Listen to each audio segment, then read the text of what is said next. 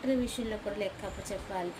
మరి దూషణ చేస్తూ మరి అనేక విషయాలుగా మనం మాట్లాడుతూ ఉంటాం.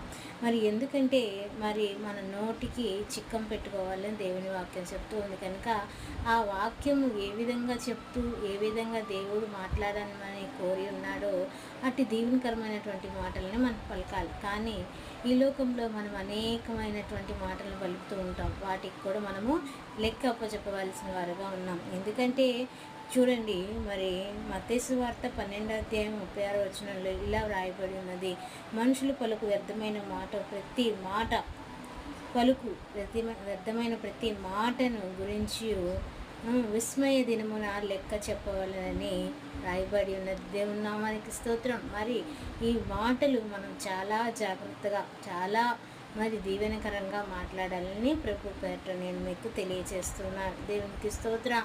మరి అంతేకాదు, దేవుడు మనల్ని ఎంతగానో దీవించి ఆశీర్వదించి మనల్ని ఎంతగానో గొప్పగా ఉంచాలని ఆయన తలాంతులతో కూడా నింపి ఉంటాడు. దేవునికి స్తోత్రం.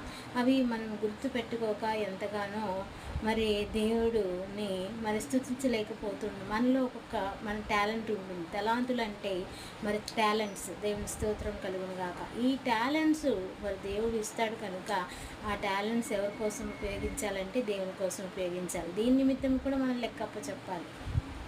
ఒక్కొక్కరికి మరి వాక్చాతుర్యం అనేటువంటి టాలెంట్, ఒకరికి పాటలు పాడేటువంటి టాలెంట్, మరి అనేకమైన మరి విషయాలుగా టాలెంట్స్ మరి దేవుడు మనకు అనుమతించినప్పుడు వాటిని దేవుని కొరకు ఉపయోగిస్తూ దేవునిలో సాగుతూ మన దైనందిన జీవితంలో కూడా మనకి ఉపయోగపడుతూ మరి ఆ విధమైనటువంటి టాలెంట్స్తో మనం ముందుకు వెళ్ళాలని దేవుడు కోరుకుంటున్నాడు. ఎందుకంటే దేవుడు బహుకాలమైన మరి తరువాత మరి ఆ దినమున మనము ఆయన ఎదుట నిలబడాలి కనుక ఆ దినాల్లో మరి దేవుడు చేసినటువంటి అనేకమైనటువంటి కార్యాల నిమిత్తము మరి మనము లెక్కప్ప చెప్పవాలని దేవుడి పేరిట నేను మీకు తెలియజేస్తున్నాను. కనుక ప్రతి విషయంలో మరి ప్రతి నిమిషము కూడా మనము ఆయన దృష్టిలో పెట్టుకొని ఆయన విషయంగా మన ఆలోచన చేసి ప్రార్థన చేసి ప్రతి విషయంలో కార్యాలు చూడాలని, మన మాటలు మన ప్రవర్తనలో మన ఆలోచనలో మన నడవడికలో మన ప్రవర్తనలో మన యొక్క తలాంతులలో కూడా ఆయన నింపబడి ఉండాలని దేవుని పేరిట నేను మీకు తెలియజేస్తున్నాను. కనుక లెక్క అప్పచెప్పవలసిన వారుగా ఉన్నాం. దేవుని స్తోత్రం.